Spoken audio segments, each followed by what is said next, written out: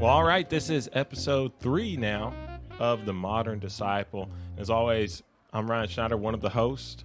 I'm Chris Van Buren, co-host. And today we have a special guest. You know, our tagline on this is we're not experts, but today we might actually have one on.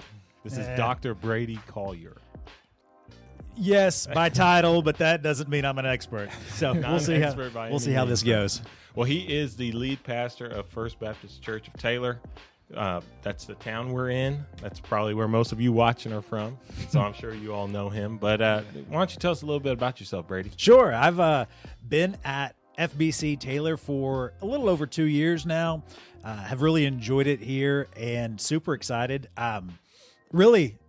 I listened to the first Modern Disciple podcast, and after I did, I was encouraged by having a couple of guys that are engaged in these types of things and had an idea that it sounds like y'all are already doing, but thought maybe I could help put some language to it. And so, for sure.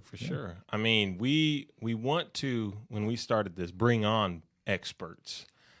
And when we started, we said, hey, we're not experts, but we just got to start putting content out there. Absolutely. So I think that you coming on is perfect. Kind of give us a little bit more insight.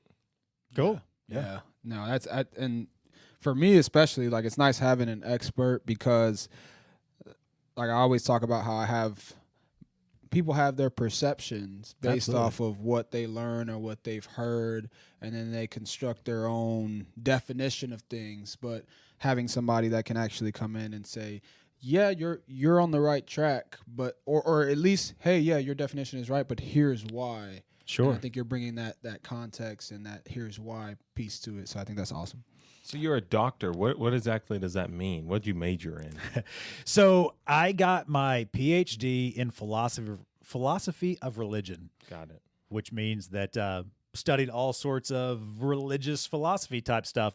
What I wrote my dissertation on was the problem of evil, basically providing a reason why an all good and all powerful God can exist in a world that's got so much evil in it. And so, well, that's a whole nother absolutely episode. That's another fun one. That's another one. We might have to have you back to talk about that. But today, when we asked you exactly what the topic should be, you brought up contextualization when it comes to the Bible. Absolutely. Kind of walk us through what contextualization means. Sure. So let me start by just saying the reason it kind of came to my mind is I was listening to your first podcast where both of you introduced yourselves, and you were talking about this concept of modern disciple and just talking about how it doesn't seem like the church is always speaking to your generation or people of younger people, and sometimes, depending on where you're at in the world, not to you at all. Right. And I was real impressed with that conversation and your heart behind it,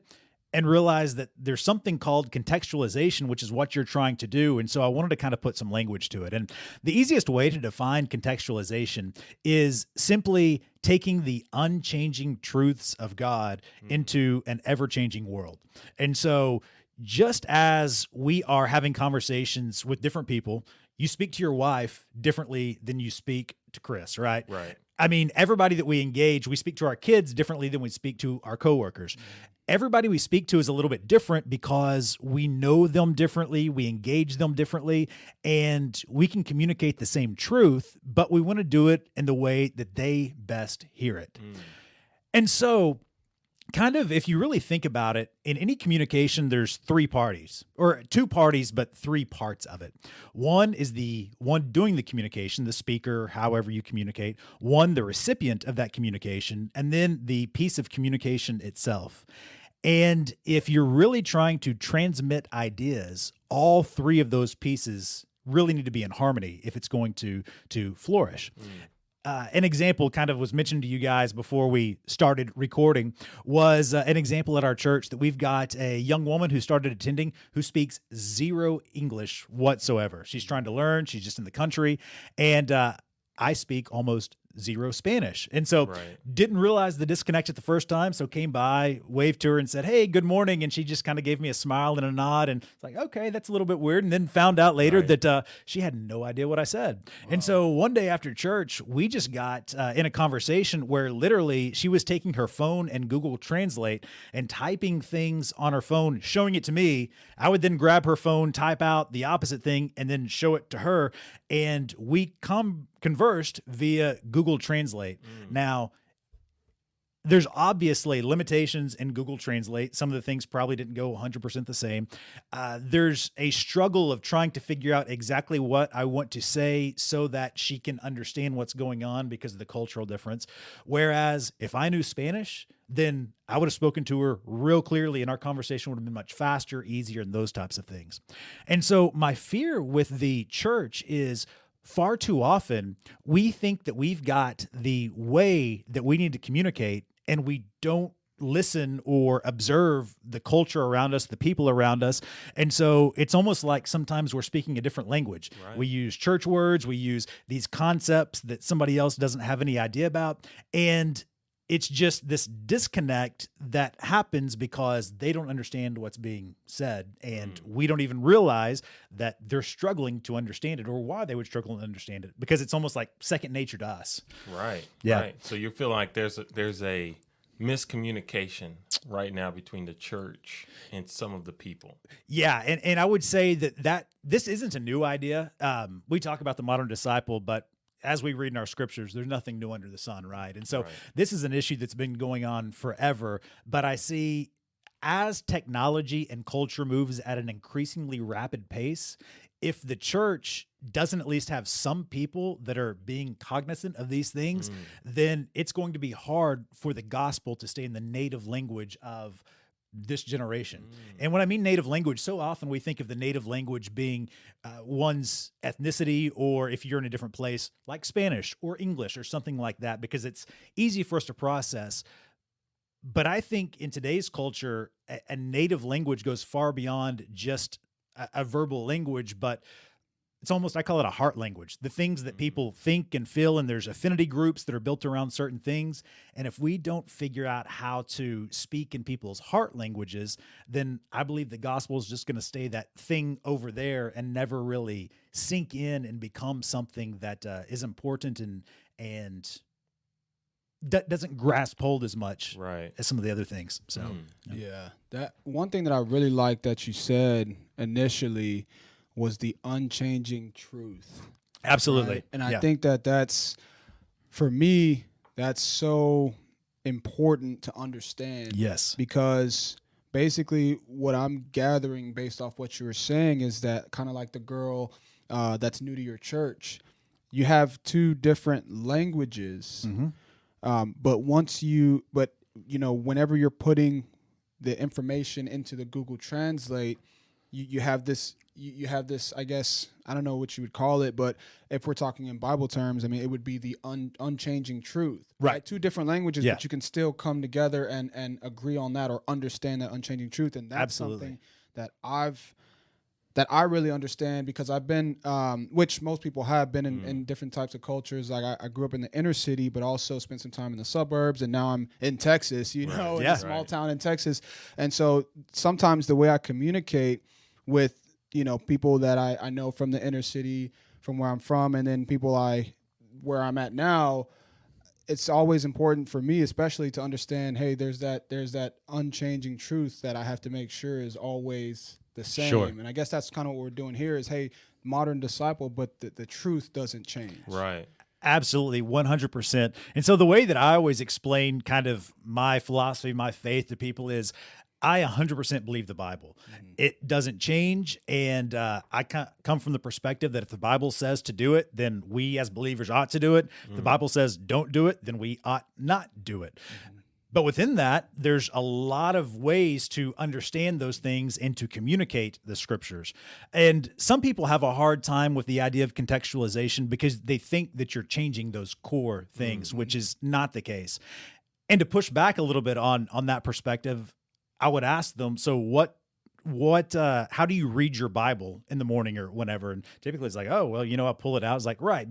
But what language are you reading it in? And they'll be English, the people around here. It's like, well, that's a contextualization because the original scriptures were written in Hebrew and in Greek. And so if we're not reading the original Hebrew and Greek, it's being contextualized for us so that we can see it in our native heart language. And so if we think about it in those terms, then it becomes even easier to see how, as culture shifts and those types of things, that the matters of the heart are also in play there. There's a reason why the church in 2022 looks different than the churches that Paul planted in throughout all of the region there, because it's a different culture, different people. Right. We have air conditioning. I mean, air conditioning is a contextualization, right? Right. And in Texas, if you have a church without air conditioning, it's going to be a hard time finding people that are going to want to come and sit there for an hour plus. Yeah. So it's the different mediums by which the gospel is communicated. Absolutely. Yeah. And when you just said the church now looks different than it did when Paul set it up. Yeah. I mean, we could be sitting here in 50 years and saying, hey, remember what it looked like back in 2022? Absolutely. Because I've seen a lot. And, you were one of the people who gave me inspiration to even start this. Yeah. Because the biggest missing almost demographic on the typical Sunday morning, I feel like, is that young adult. And Sure. I think if you boiled it down even more, it'd probably be the young adult man. Sure. They Yeah. just are like, I don't want to sit. I don't want to sit through one of Brady's sermons. Absolutely. No. I wouldn't either. So that's all right. So it's important, like you said, to keep changing it, or not changing it, but finding new ways to deliver it. And what are different ways that you've seen the church already start, maybe since you started preaching? Sure. So I don't want to hyper contextualize or hyper look at, First Baptist Taylor, but more along the lines of the church in America over the big past. C. Yeah, absolutely. Let's limit it to America because I'm a little more familiar there. But if you went to a Baptist church in 1980, you would probably see just about the same thing regardless of the size. If you've got 25 people or you've got 2,000 people, you're probably going to see a choir. You're going to see a full choir robe. You're going to see a pastor in a suit and tie. The songs are going to be the same. They're going to be singing out of the exact same Southern Baptist hymnal, all of those types of things. Well, what's happened over time is some have kind of latched onto that and said, no, this is the way we do church, because that's when they came of age, or that's whenever God moved in their lives, and they think, no, this is the way that church ought to be.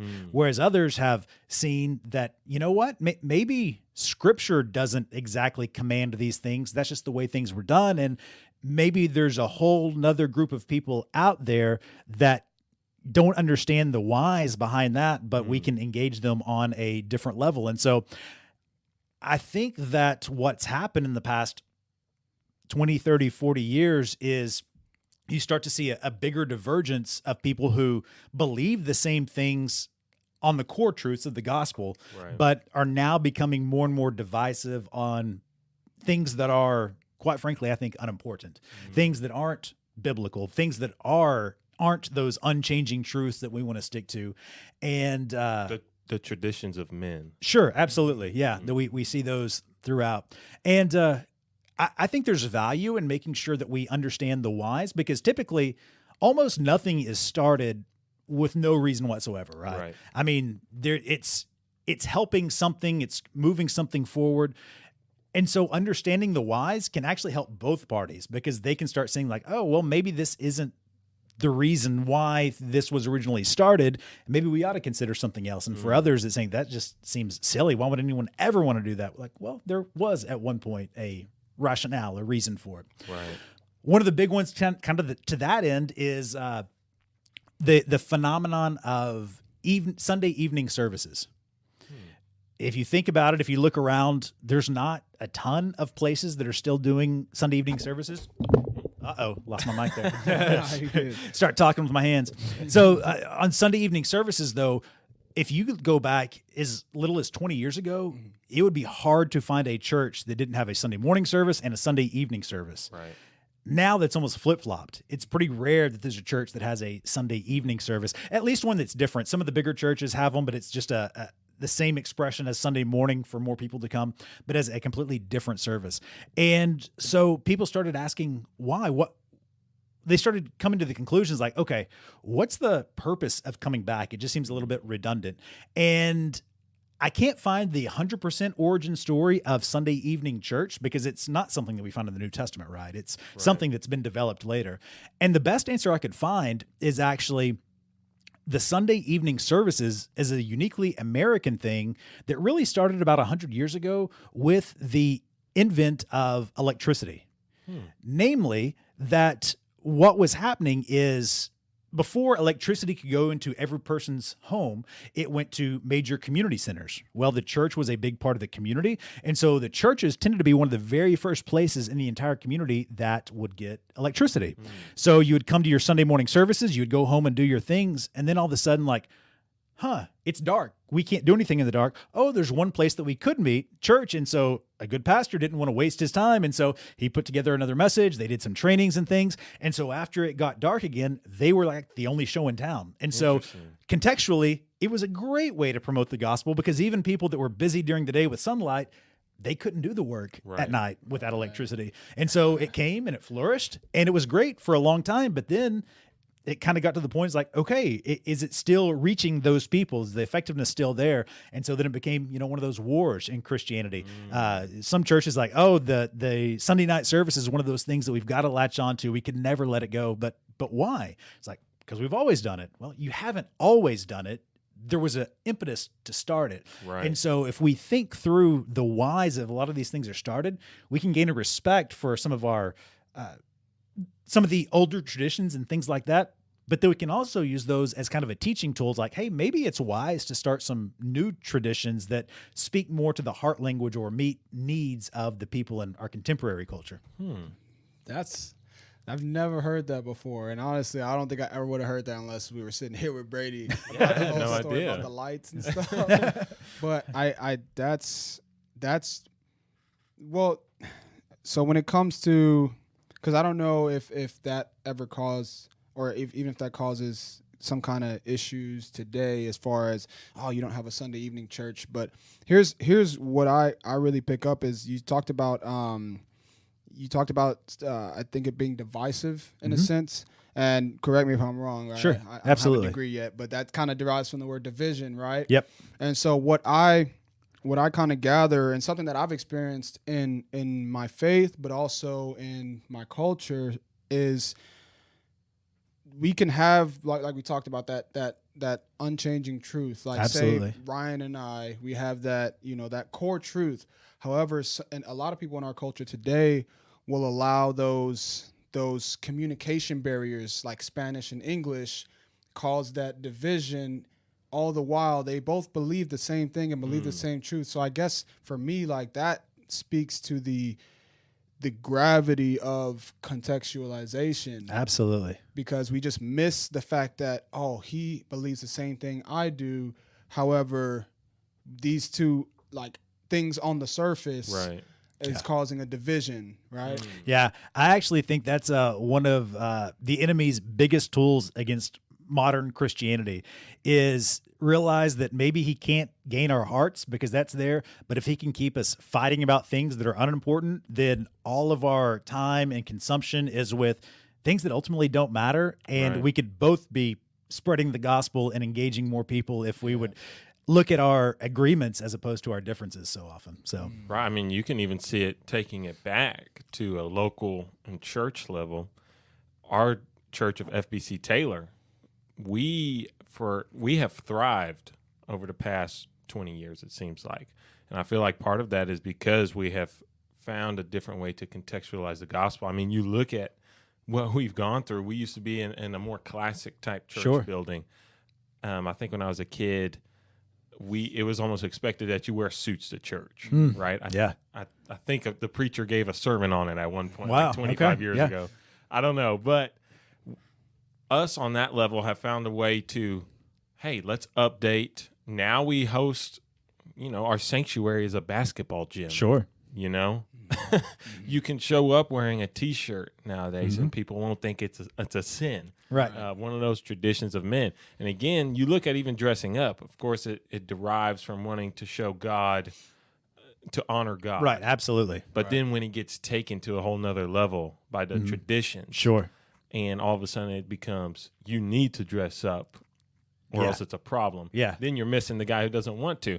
And I can see churches, not only in our community, around the country, who have failed to update their contextualization. Sure, absolutely. And numbers are dropping, I think, at a record pace right now. Oh yeah, it's been like that for a while. COVID's definitely exacerbated it. Right. And please don't think that we've got it all figured out, because we've got plenty of our own problems and plenty of contextualization things that we can do better on. But that's at least a conversation that I want to make sure that we're having on a regular basis so that we can keep the ball moving forward. So. Right. And I remember having a conversation with someone. It was a guy, and he was talking about our church. And he said, I just don't feel like I'm at church because it's not a sanctuary. Sure. Like there's no stained glass. I don't feel the presence of God almost. Yeah. So when you talk about the contextualization, would we then be missing him on that front? And how would we have to combat that? Sure. So I think that we've got to figure out what ultimately is our role here. Is it to kind of make Christians feel comfortable as a place to come and just kind of enjoy themselves? Right. Or are we trying to take the gospel and promote life change? You know, one of the things that was most convicting for me that I stumbled across maybe 4 or 5 years ago was I was getting a lot of pushback on this whole change thing. And I was starting to think like, man, you know, maybe change, it's hard. Maybe it's not best to go and push change forward. But then as I was in my scriptures and I was reading about what the gospel means and what we are to do as Christians, we are to become more like Christ, right? I mean, the very first thing we do is die to ourselves and become new in Christ. It says we're made new. Right. And then all the way through the whole process of sanctification is becoming more and more like Jesus. Well, how can you become more like something if you're staying exactly the same? Like it doesn't work. Right. And so from my perspective, I was like, you know what? That's convicting to me, because I feel like if I'm truly becoming more like Christ, then necessarily I as an individual have to be changing. And if we as a body of believers are all becoming more like Christ, then necessarily we have to be changing. Now, that doesn't mean change for change's sake, but it does mean that we've got to be cognizant of it and willing to adapt whenever we learn more and we grow more and we understand the whys behind all these things. That's why, one of our core values as a church that we just kind of started is gospel-driven change. And one of the reasons that I pushed for that real intentionally is because I know change is a scary word, but I also want to get it out there and say, hey, if the gospel tells us to change, then that ought to be something that becomes unscary. Because as long as it remains scary, then it's going to be real hard for us to become more and more like Jesus. Man, and something that I guess talking about the church and maybe the church appealing to certain people, right? Whether it be, because it's something that they're used to or comfortable with. Something that I've always tried to understand myself is, part of the responsibility of, I guess I can use the word contextualization now, is also on the responsibility is also on the individual. Sure. Right? So for me, if there was a church that I went to growing up, and there was something about that church that I was used to or comfortable with. Sure. And I go to a new church that doesn't have those things. Right. Part of my responsibility is to understand that, hey, the reason that you were at that church wasn't because of what they had. It was because of the drive of the gospel. Sure, absolutely. Gospel driven, right? So that's something that I always think about too is, when people disagree or are uncomfortable with certain churches, I'll ask myself before I make my own judgment on that church is, hey, okay, well, is the church preaching the gospel? Like, absolutely. You know what I mean? And then from there, we can kind of talk about everything else, but at the core, like what's at the core? And so that always, but a two-way street, what's at the core of the individual? Is it going to church because of these things, or is it because in your heart, that what you're receiving there is from God? Absolutely. Right. I think one of the most important things I was taught as a kid, I think I was in middle school at one of these youth camps. Sure. I remember Jay was my youth pastor, and he said, what'd y'all think of the music? And I was like, that music sucked. And I was like, I didn't get anything out of it. And Jay was like, your taste in music shouldn't be necessary in Sure. order to get something out of it. Yeah. And it goes back to that. What's the why behind it? Yeah. And then how is it delivered? You should be more focused on the why Sure. than how, like your music preference. Absolutely. Like, and you said that with choirs too. Yeah. Yeah. Uh-huh. Yeah. Yeah. I mean, we had a choir on Easter. I thought it was Yeah. great. It was They awesome. Saved So- some people. You were in it, right? Yeah. I was bass. Yeah. There you go. Uh-huh. No, but do you feel like there's almost too many choices nowadays? Not really. Okay. Because if you look at, especially in America, the number of people attending church are declining every single year. And so as long as that decline happens, then I think there's value in new churches. And the way that our culture, it's becoming less of a monoculture every single day. Like there's subcultures all the time. If you think about it, I mean, this is before either you guys were born, is really kind of before me too. But back, 70s, early 80s, you wanted to watch a TV show, you had three options. Right. Cable wasn't even a thing. And so it was like, ABC, NBC or whatever. And so just a typical sitcom could get, I don't remember, 40 plus million people all tuning in to watch it. Right. And so the next day when you go to work, hey, everybody's got something common to talk about because that's all that there was to consume. Well, now with not only cable, I mean, we're pretty much past that, but between streaming, YouTube, all these types of things, finding something that we've both watched and can talk about, like you might be able to find a handful of people, but finding 1,000 people is going to be difficult. Right. And so as the subcultures become more and more defined and prominent, they speak a little bit different of a heart language than the other subcultures, right? And so I think that as long as we are being mindful of why the church exists, I think it's the worst idea ever to plant another church just because they want another church. Right. But if there's something that they can add value to the community, there's a group of people that are not interested, invested, or whatever, then more power to them. I want to champion alongside those. I'm all for more churches being in our area, not less.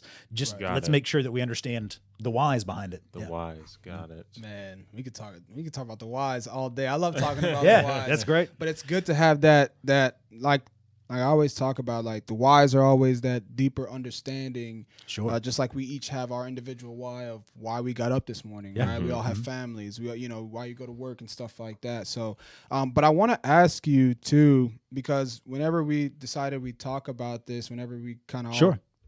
came to that conclusion, something that's kind of, and I want to be educated on this. So, Yeah. so I'm coming into this blind, but I guess when I first heard contextualization, something that came to my mind was the fact that I've heard it a lot in churches where they say, or even in the Bible, and, Sure. and I don't, correct me on this Yeah. verbiage, right? But Jesus didn't come to,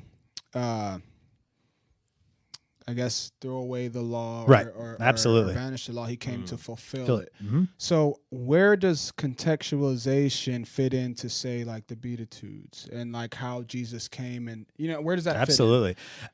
I think that it actually enhances one's understanding of it as opposed to conflicting with it. And the reason for that is, again, because it's kind of speaking to that heart language, right? And so it's helping that individual. I mean, if you come up and just start spouting, blessed is he who does this, and blessed is he, is like, what are you talking about? Right. But if you can kind of go in and see why he's talking about that, see that he's talking about this heavenly perspective, and Jesus is essentially saying that this world, it's rotten. It's crummy. The longer that you focus on here, you're going to think that you're blessed by it, but that's not where blessing comes from. It comes from me. And finding ways to tell people about how that blessing is not in the here and now, but in that heavenly perspective is one that's important, because, the scriptures tell us that in the end, every nation, every tongue, every tribe, we're all going to be around together worshiping the same Jesus in the same language, right? And so this word contextualization really comes out of a missiologist term. So it's a word for missions, because basically what was happening is, as missionaries would rise up, they would go into a different country. Okay. And if you tried to go and plant First Baptist Church Taylor in Africa, like nobody would come, right? I mean, it doesn't make any sense. Like, what is that person doing? Why are they doing that, saying that, all those types of things? Like, no, we got to figure out in this culture, what does it look like to talk about God, to do these things? We don't change the scriptures, but we make sure that we understand, well, what's happening is, I think there's a generation that doesn't fully understand that America has become so diverse in the nations coming here that's a beautiful thing, because we now need to start this contextualization where we're at, knowing that they don't have all the same background. They don't all have that same backstory and don't come from the same perspectives. And if we're going to reach them in their heart language, we've got to start learning people first. And once we start learning people, then we can start communicating in the way that they best receive it and understand it, so that they then too can be changed by the gospel. And sometimes I feel like that can take humility. Oh, absolutely. 100%. Yeah, you have to assess what you're doing, how you're acting, and say, maybe I need to change that. And we talked about that last week with tattoos. Yeah. We were like, look, if you know, because we came to the conclusion that tattoos were fine. But but we talked about how if you're going into a place where you know that culture is different. Sure. I guess now I could say part of the contextualization that you have to bring is maybe you cover them up. Yeah. You know what I mean? Just to spread the gospel. Sure. More. Just like if you were going into a foreign country, you would honor their culture. Right. And now, like you just said, America is not one culture. Sure. Where it may have used to been. Yeah. And that may be what the more traditional Sunday type services really thrived in. Absolutely. Whereas now, we have to move past that and start doing other things. And our friend Damaris Taylor, absolutely, I think is a great example of this in starting his church. So can you give a brief kind of summary of what he's doing? Yeah, so Damaris, he is moving to a neighborhood just outside of Boston, and he's going with the idea of planting micro churches. The idea there being that, hey, because this area is so diverse and every neighborhood looks so different, instead of trying to create a place that will house 100, 300, 1,000 people, he's like, that is too diverse. And so instead, let's go into a neighborhood where we can figure out what really drives the people of that neighborhood and look at a micro church of 30 or 40 people and then raise somebody up and then go to the next neighborhood and kind of do that thing. And that is an awesome thing in the Boston area. I think that it's got a lot of potential.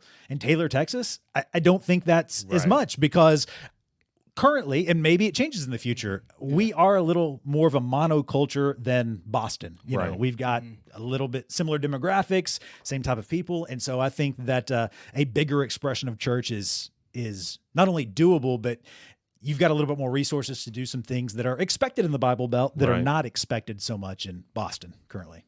Gotcha.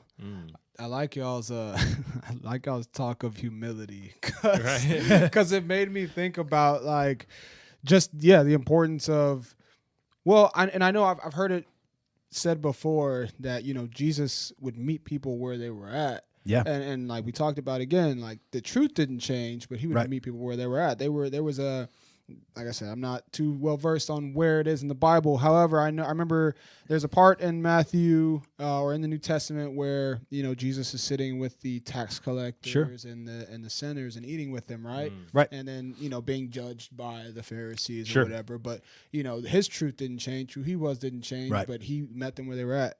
But I bring that up because I wanted to bring up an example that just popped in my head that I thought was funny. But it's like, for example, if I'm wanting to preach the gospel to a group of kids or teenagers, and you said learning the people. Sure. Right? Yeah.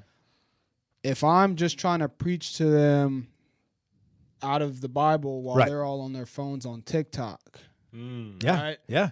Like, what I've always understood is like you can use platforms to still preach the gospel. You can use social media platforms. You know what I mean? So like if I'm just sitting with a group of kids, like let me make a TikTok while I'm, preaching the gospel, doing some dance that all these kids know of, but putting little messages. So I guess I just say that to say that like that humility of it and that learning your audience is huge, because you can still get the message that you need across while meeting them where they're at. Definitely. Yeah, absolutely. Yeah, and even here, we started up a young adult small groups here at my house, and we get people that don't come to church on a Sunday. Yeah. That maybe, I don't know if it's that they don't feel comfortable or what, but I mean, going back to humility, it's exactly like I was just talking about a while ago with that guy. It's like, I thought that this was how a church should look. Sure. Yeah. So if it's not that, it's not a real church. Right. It's humility and saying, hey, you know what? Maybe it doesn't matter. Maybe the way I've always thought things were don't exactly matter. Yeah. Yeah. So, going back to the scriptures, what really sparked my ideas on this whole concept of contextualization is the Apostle Paul, because he's like one of my favorite Bible characters. I love reading through the book of Acts and then seeing all the churches he planted and just noticing that he didn't plant churches or start churches one way. If you really go back and look, almost all of them, he goes and first starts in the synagogue just to get an idea of where he's at. Remember, Apostle Paul, he was the Jew of all Jews. He knew it front and back. And so he would go into the synagogue and, starting with the Jewish scriptures, start pointing people to Jesus and saying, this is how it works. Some places that worked, it took off, and, they would start to build a Christian community. Others are like, you abandon your Jewish faith. We don't care about that. Like, we want nothing to do with you. And so in those places, like for instance, in Athens, he goes into the Areopagus, which is the kind of the meeting place of philosophers. And they talk about the Epicurean philosophers, the Stoic philosophers. It was all this Greek philosophy that was being espoused by all these people. And Paul just jumps right in the middle of them and then doesn't talk about the Jewish scriptures because they don't care about that. Right. Instead, he starts talking about Greek philosophy and says, hey, I know a little bit about that. Who is this unnamed God? Like, you worship him. Why is that any better than this Jesus guy that I do? And so he was leading people to Jesus there. And then he goes over into Ephesus. And Ephesus is an Asian community. And while there, he went into the Hall of Tyrannus. And Hall of Tyrannus, most people believe that it was the leader, Tyrannus, who was an Eastern mystic and a great professor. And so this was like a lecture hall. And he had all these people. And so Paul would just come and listen to him, hang out, and then afterwards say, hey, do you mind if I just teach a little bit afterward? And so these people would allow him to teach. And then he would go back and kind of refute everything he said. And you know what? That Eastern mysticism, here's why Jesus is better. And so he would like go right where the people were, thinking about the things that they thought about, and said, hey, here's why Jesus is better than Greek philosophy. Here's why Jesus is better than the Judaism. This is why Jesus is better than Eastern mysticism. This is why Jesus is better than sports. This is why Jesus is better than your work. This is why Jesus is better than whatever it is. And so I think a lot of our role as contextualizers is to follow the Apostle Paul and find out where people are at, what their passions are, what they think about, and show why Jesus is better. Because if you understand Jesus is better, that's what sparks your interest in some of these things. Wow, that's a powerful message right there. That is, and the main thing that I get from that, or that speaks to me, is and the beautiful thing about Jesus is when you're meeting people where they're at, finding out what their passions are, the things that they like, you realize that Jesus fits into all that. Absolutely, and that's what I think is so beautiful about Jesus and the life he lived and who he is, especially, it's just what you said just speaks volumes, because basically Paul was saying, what are you passionate about? What do you love? What kind of music you listen to? What kind of, Sure. Well, let me show you how Jesus still fits into that. Yeah. Even though maybe we don't listen to the same kinds of music or wear the same kinds of clothes or whatever the case may be. Right. So that's huge. Just meeting people where they're at, even if you don't like it. Yeah. Sometimes we got to be the bigger person and sacrifice, our wants and desires so that we can reach the people, so that they eventually get to the point where they realize, those things that I thought were important, they just aren't. Jesus is more important. So now I'll sacrifice things so I can bring someone else in like me. Right. And I feel like that's the big missing part of what you think when you see those guys standing on the corner. Sure. With the picket signs. Yeah, absolutely. It's like, where is the contextualization there? Uh-huh. What are you trying, how are you trying to deliver this message? I would love to see the stats on the number of people that had their minds changed by a sign. Oh God. Maybe 0. I mean, it's probably pretty close to it. If not, if Pretty it close. rounds down to it, I mean, probably in there. So 0.4 maybe. I don't know.